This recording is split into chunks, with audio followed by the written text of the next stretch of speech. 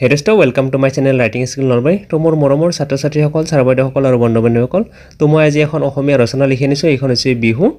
তো আহক আমি ৰচনাখন চাওঁ। যদি প্ৰথমবাৰৰ বাবে মোৰ চেনেলটোলৈ আহিছে, আপোনালোকে মোৰ চেনেলটো প্লিজ সাবস্ক্ৰাইব কৰি দিবলৈ একেবাৰে নাপাহৰিব।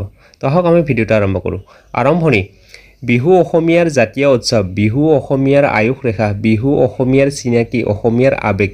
জাতি, বৰ্ণ, ভাষা নিৰ্বিশেষে সকলোৱে বিহু উদযাপন কৰিব পৰাৰ বাবে বিহুক লোক সংস্কৃতিৰ দাপোন তথা অসমীয়া সংস্কৃতিৰ শ্ৰেষ্ঠতম সম্পদ বুলি অভিহিত কৰা হয়। বিহুৰ উৎপত্তি।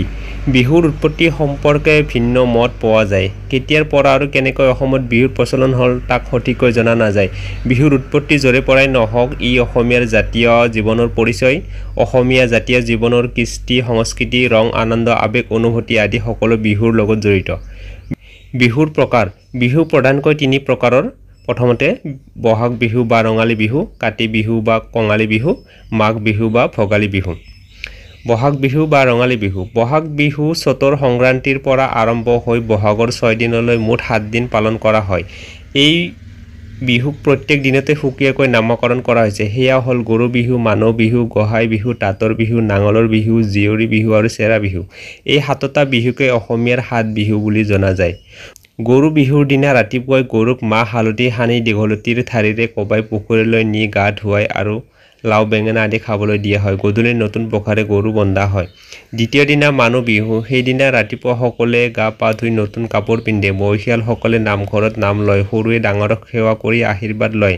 প্ৰিয়জনক মৰমৰ চিনস্বৰূপে বিহুৱান উপহাৰ দিয়া হয়। সকলোৱে মিলি-জুলি জা জলপান খোৱাৰ পিছত সৰু ল'ৰা-ছোৱালী আৰু ডেকা গাভৰুসকলে দল বান্ধি হুঁচৰি গায়। বিহুগীত আৰু হুঁচৰি গাই ৰং ৰহইচ কৰা বাবে এই বিহুক ৰঙালী বিহু বোলা হয়। কাতি বিহু বা কঙালী বিহু। আহিন আৰু কাতি মাহৰ সংক্ৰান্তিৰ দিনা কাতি বিহু পালন কৰা হয়। এই সময়ত ভঁৰালত ধান প্ৰায় শেষ হয় আৰু ধান চপাবলৈ যথেষ্ট সময় থাকে। অভাৱ অনাটনেৰে ভৰা এই সময়ত কাতি বিহু উদযাপিত হোৱাৰ বাবে ইয়াক কঙালী বিহু বুলিও কোৱা হয়। এই বিহুত অসমীয়া মানুহে ঘৰে ঘৰে তুলসী পুলি ৰুই সন্ধিয়া তুলসীৰ গুৰিত চাকি জ্বলাই প্ৰাৰ্থনা কৰে। তদুপৰি ঘৰৰ চোতালৰ চাৰিওফালে আৰু খেতি পথাৰত শস্যৰ মংগল কামনা কৰি লখিমী আদৰিবলৈ চাকি জ্বলায়।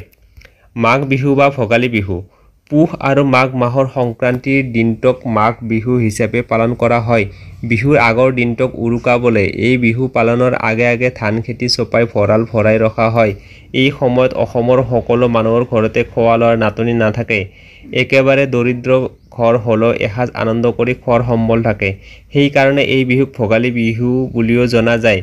মেজি ঘৰ বা ভেলাঘৰ এই বিহুৰ আন এক বৈশিষ্ট্য। মাঘ বিহুৰ ৰাতিপুৱা পৰম্পৰা অনুসৰি ভেলাঘৰ জ্বলাই অগ্নি দেৱতাক প্ৰাৰ্থনা কৰে। সামৰণি। বিহুৱে অসমীয়াৰ সংস্কৃতি সভ্যতাক এক নতুন মাত্ৰা প্ৰদান কৰিছে। বিভিন্ন জাতি জনগোষ্ঠীৰ মিলন ভূমি অসম। অসমত বাস কৰা প্ৰতিটো জাতি জনগোষ্ঠীয়ে জাতি ধৰ্ম বৰ্ণ নিৰ্বিশেষে অতি উলাহ মালাহেৰে বিহুৰ লগতে তেওঁলোকৰ উৎসৱসমূহ পালন কৰে। তো ছাত্ৰ-ছাত্ৰীসকল, মৰমৰ বন্ধু-বান্ধৱীসকল, তো এইখন আছিল ৰচনাখন। যদি ৰচনাখন আপোনালোকৰ হেল্পফুল বুলি ভাবিলে তেতিয়াহ'লে আপোনালোকে মোৰ চেনেলটো ছাবস্ক্ৰাইব কৰিব। লগতে লিখাখিনিৰ PDF-টো মই ছাত্ৰ-ছাত্ৰীবিলাকৰ সুবিধাৰ বাবে ডেছক্ৰিপশ্যনত বা কমেণ্ট বক্সত দি থ'ম। আপোনালোকে তাৰ পৰা গুগল ড্ৰাইভৰ পৰা ডাউনলোড কৰি ল'ব পাৰিব। লগতে মোৰ প্লে'লিষ্টত থকা অন্য ভিডিঅ'বোৰ চাব। সেইবিলাকত ৰচনা বহুত দি আছে আৰু অন্যান্য এপ্লিকেশ্যন বা গ্ৰামাৰৰ ভিডিঅ' দি আছে। তো সেইবোৰ আপোনালোক চাব আৰু PDF-বোৰ ডাউনলোড কৰি আপোনালোকৰ হেল্প হ'ব। তো আজিলৈ এৰিছোঁ। ধন্যবাদ। জয় আই অসম।